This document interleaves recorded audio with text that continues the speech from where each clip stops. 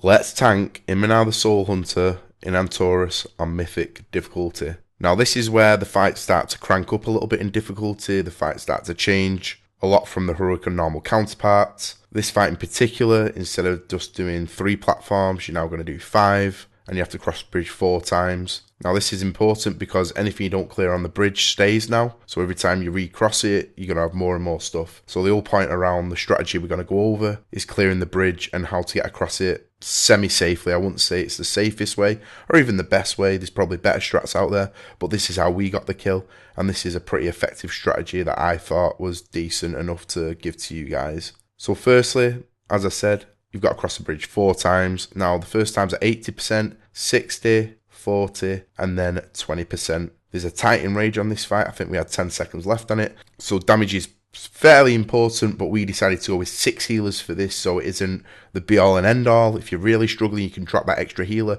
but we found it necessary to help us with how we get over the bridge, as I'll go over in a minute. But the goal is put as much damage into the boss, handle the mechanics on each platform correctly and with as little movement as possible, handle the sleep canisters correctly, and try not to put other peoples to sleep, because the more people that get slept, the less damage you have on the boss, and the more you're going to be pushing that in rage. And everything that's going to slow you down is not handling the bridge correctly. This can add lots and lots of time onto the actual fight. So let's look at the bridge. So the goal of the bridge is to actually just clear 1/2 of it, or even 1/4 of it. So we chose to do the right hand side, and pretty much we cleared everything out. So all the snare traps, all the green pushback traps, and all the red fire lines. Now the first cross, all you're going to have to worry about is the green little bombs that are going to push you back, and the snare traps. How we handled this is we sent the 2 tanks first, as you'll see in the video. The raid then follows through a lock gate, and then the people with the debuffs that are like putting people back go last, one at a time. Now the second time you cross, what we did is we stacked the whole raid up, and we have one of the tanks get a bop and some cooldowns,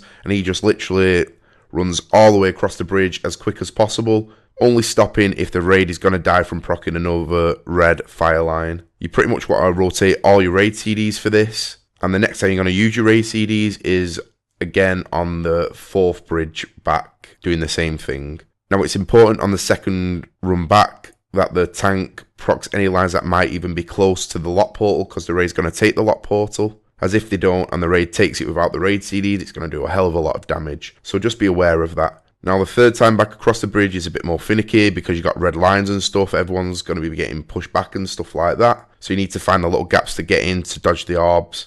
And it's a bit slower crossing because you're going to, sometimes if you get unlucky, get a lot of the mines on the right hand side or wherever you're trying to cross and clear. So you just need to take it a little bit slower and be more mindful of the orbs that the boss is spawning, which are going to slow you down if you get touched by them, and just sneak into the gaps that are opened up to you. Just let the tanks get ahead of you and clear, and make sure as a tank, if you're taking any more of like the green bombs, say one of you's doing more than they should be, that you're using a personal cooldown or a shield wall or something just to take the 4th and 5th hits of them. You shouldn't really be taking any more than 5, but if something was to happen and say the other tank died during the bridge phase, you may have to.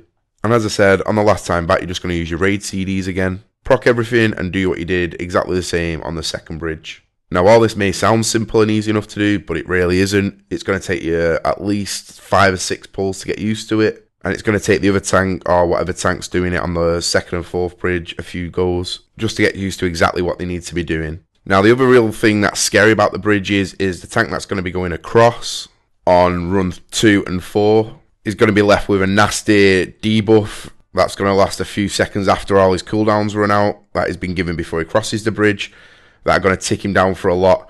Now, the problem comes where the healers are lacking behind, and this debuff trucks for a lot, so just make sure this tank's aware of that, and that he uses big cooldowns. This is great time for a shield wall, or if a healer can catch up, to have this healer put his cooldown on and maybe save it before he goes onto the bridge, and kind of communicate like that. It's up to you guys how you do it, but I highly recommend saving a shield wall for this point.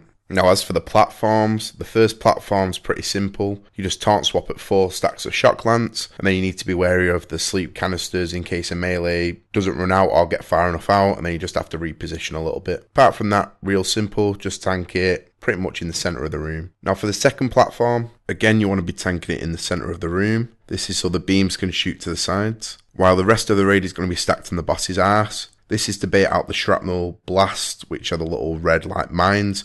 You want to stack them up, and then once they're down, the raid's going to rotate with the tank. The tank currently with the 2 severed debuffs is going to proc them, and the other tank's going to taunt the boss. And you do it like this because that's pretty much how it lines up. The first tank tanking will take the 2 debuffs, and then the shrapnel blast will come out. The taunt swap happens because you only take 2 stacks of the sever debuff. Proc the mines and taunt the boss. I recommend using either an external here or a minor CD, especially when you taunt the boss back, because you're going to have 4 stacks of the shrapnel blast at the very worst. Sometimes you might get 2 because some range might get it who are taking the charge blast out, but at the very worst you're going to have 4 stacks of this debuff, as well as taking melee hits from the boss and at least 1 stack of sever. So make sure you have some kind of cooldown running, and you should be golden. Now for the third platform, it's pretty much the same as the first platform, apart from now you're going to be getting shrapnel blasts on this platform, and these can be placed either in the melee stack, which should be stacked up, or in the range stack. Now you want to do is do the 4 taunt swap for the shock lances, like on the first platform, and then when you're not tanking the boss, you just want to be proccing these mines just to help clear the platform, because you're going to be coming back for a 3rd time to this platform. Apart from that, nothing too much to worry about apart from the sleep canisters, which you just need to be wary of. So for the 4th platform, it's actually a really simple platform, considering the second one you had to take the 4 mines and proc them and stuff, as you'll no longer get the shrapnel mines. So all you really need to do is taunt swap at 2 stacks of sever and dodge little green swirls that come throughout the platform stage.